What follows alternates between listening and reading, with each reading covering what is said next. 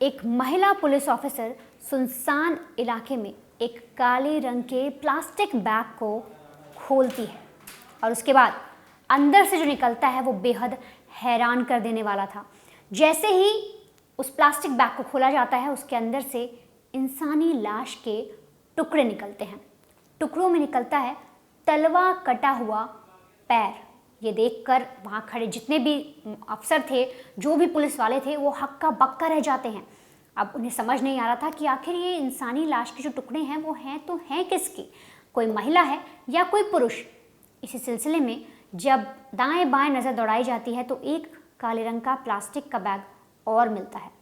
अब सारे जो पुलिस अधिकारी थे वो उसकी तरफ भागते हैं, उस बैग को खोला जाता है और अब उस बैग में से फिर से एक इंसानी लाश का टुकड़ा निकलता है जो होता है धड़। लेकिन वो धड़ भी आधा होता है, उसमें जो पेट का हिस्सा है वो पूरी तरीके से गायब होता है। वो मिल जाने के बाद पुलिस वाले और परेशान हो जाते हैं कि ये किस तरीके की, कोई हमारे साथ क्या कोई आंख में चौड़ी खेल रहा है या कोई ये चीज़ें जानबूझकर कर रहा है, ये कोई सीरियल किलर है।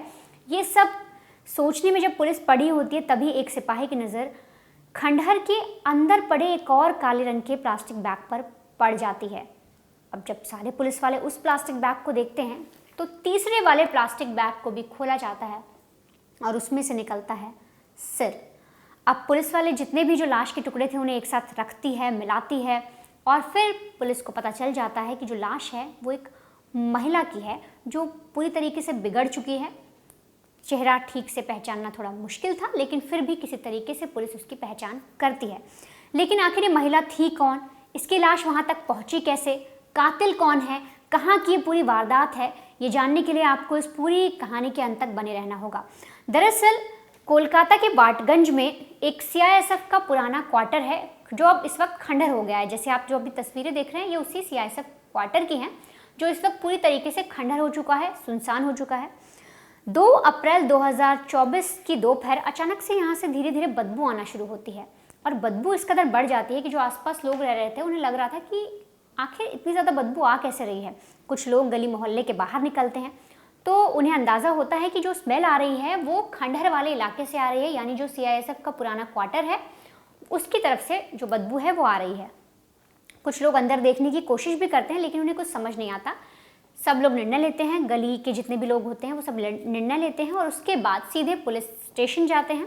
वहाँ जाकर पुलिस वालों को सूचना देते हैं। अब दोपहर को 2:30 बजे पुलिस उसी खंडहर में पहुँच जाती है। वहाँ पर इन्वेस्टिगेशन की जाती है और फिर पुलिस को, जैसे मैंने आपको बताया, एक एक करके 3 प्लास्टिक के बैग मिलते हैं।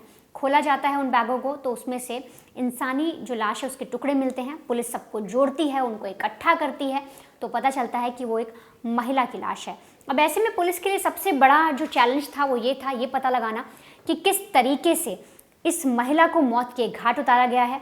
आखिर क्या वजह रही कि इस महिला को मौत के घाट उतारा गया, और तो और इतनी बेरहमी से कत्ल करने के बाद लाश के टुकड़े किसने किए।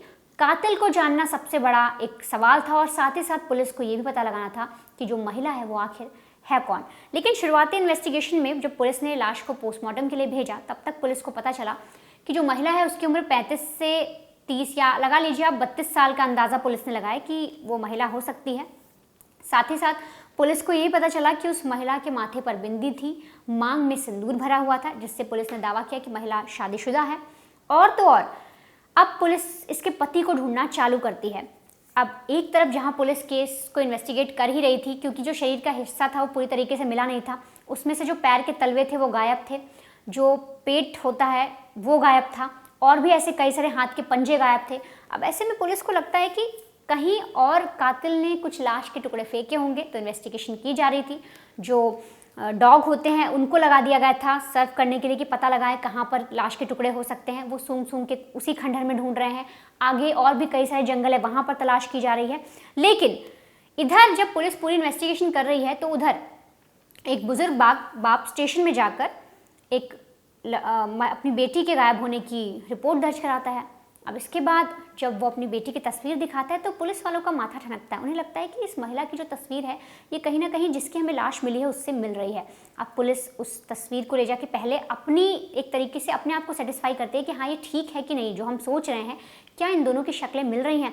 जब पुलिस अपनी तरफ से पूरी तरीके से तहकीकात कर लेती है तब जाके उन शख्स को, जो बुजुर्ग शख्स आते हैं, उनको महिला की जो शक्ल है वो दिखाई जाती है और वो पहचान लेते हैं कि हाँ ये मेरी बेटी है।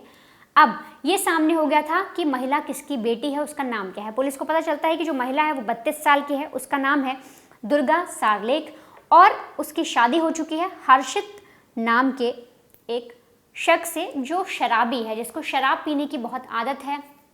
वो रिहैब में था और 1 तारीख को ही रिहैब से छूट कर आया है और तुरंत 2 तारीख को महिला की लाश मिल जाती है। पुलिस फिलहाल पूरी तरीके से इन्वेस्टिगेशन करती है, जांच करने की कोशिश करती है।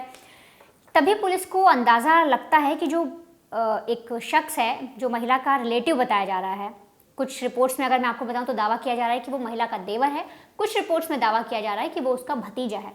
पुलिस उसको पकड़ती है क्योंकि जब पुलिस सीसीटीवी वगैरह देखती है और भी किसी से पूछताछ करती है, सबसे पड़ताल करती है, तो उन्हें पता लगता है कि ये अक्सर उसके घर आया जाया करता था।